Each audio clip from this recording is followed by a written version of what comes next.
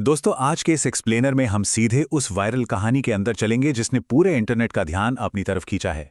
जी हाँ, वो अकेला बंदर का बच्चा जो बस एक खिलौने से चिपका रहता है।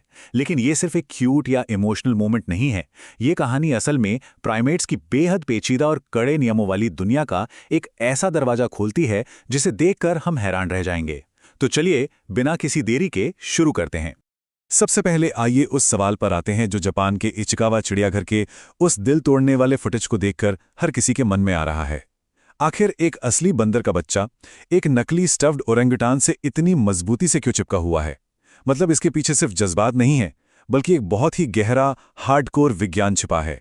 तो चलिए अपनी इस कहानी के मेन कैरेक्टर से मिलते हैं। इसका नाम है पंच। ये एक 7 महीने का जापानीज मकाक है।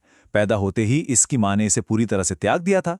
जब हालत बिगड़ी तो जू कीपर्स ने उसे सुकून देने के लिए खिलौना थमा दिया, और बस इसी घटना ने पूरी दुनिया में यह सस्पेंस खड़ा कर दिया कि आखिर उस बाड़े के अंदर असल में क्या गेम चल रहा है। अब ये सब कोई रातों रात नहीं हुआ। पंच की इस ट्रेजेडी की जड़ें काफी गहरी हैं।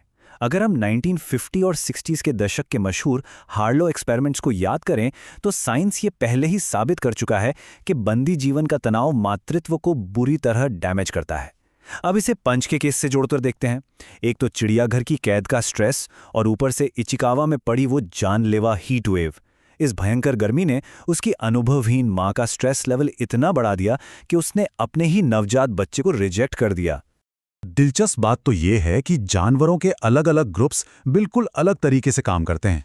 मतलब हिरण या बकरियों का झुंड सिर्फ इसलिए साथ रहता है ताकि खाना मिल सके और शिकारियों से बचे रहें, बस बात खत्म। लेकिन पंच की दुनिया एकदम अलग है। उसे जिस प्राइमेट सोसाइटी में सरवाइव करना है वो इंसानों की तरह ही अविश्वसनीय रूप से जटिल और सख्त नियमों से बंधी होती है। उसे सिर्फ झुंड का हिस्सा नहीं बनना, बल्कि एक पूरे सिस्टम में अपनी जगह बनानी है। और ये सिस्टम कोई आम सिस्टम नहीं है। यहां चलती है एकदम सख्त हायरार्की या पदानुक्रम। जापानी मकाक का समाज पूरी तरह से मातृसत्तात्मक होता है। बेटियां हमेशा ग्रुप में रहती हैं, नर एक उम्र के बाद बाहर निकाल दिए जाते हैं। और सबसे कमाल का नियम सुनिए, एक बंदर की सामाजिक रैंक सीधे उसकी मां की रैंक से तय होती है। यहां तक कि सबसे छोटी बहन की रैंक बड़ी बहनों से ऊपर होती है। कुल मिलाकर इस समाज में हर एक कदम, हर एक बातचीत एकदम फिक्स नियमों पर चलती है। अब जरा खुद को पंच की जगह रखकर सोचिए। मां है नहीं तो मतलब उसकी अपनी कोई रैंक भी नहीं है, एकदम जीरो। और क्योंकि ये एक चिड़ियाघर का बाड़ा है तो वहां से भागने का भी कोई रास्ता नहीं है।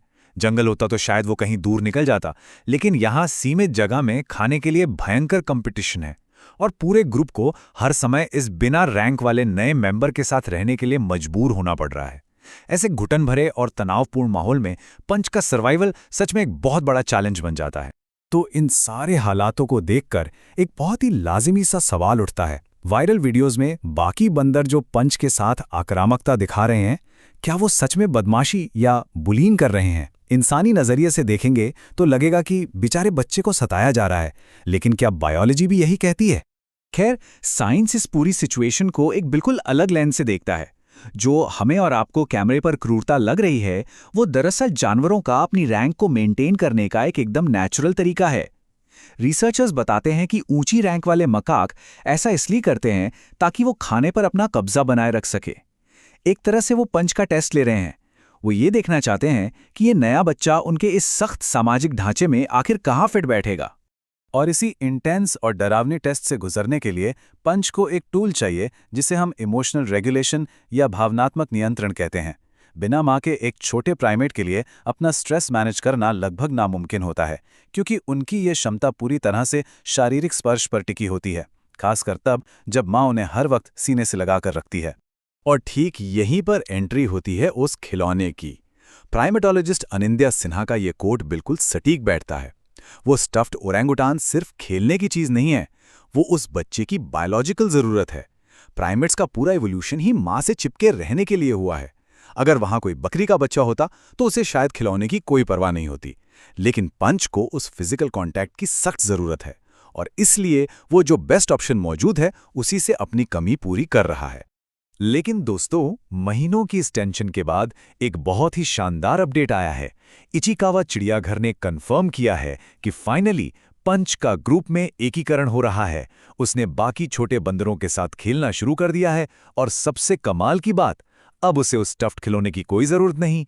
ये सच में प्राइमेट्स के सामाजिक विकास की एक बहुत बड़ी और खूबसूरत जीत है।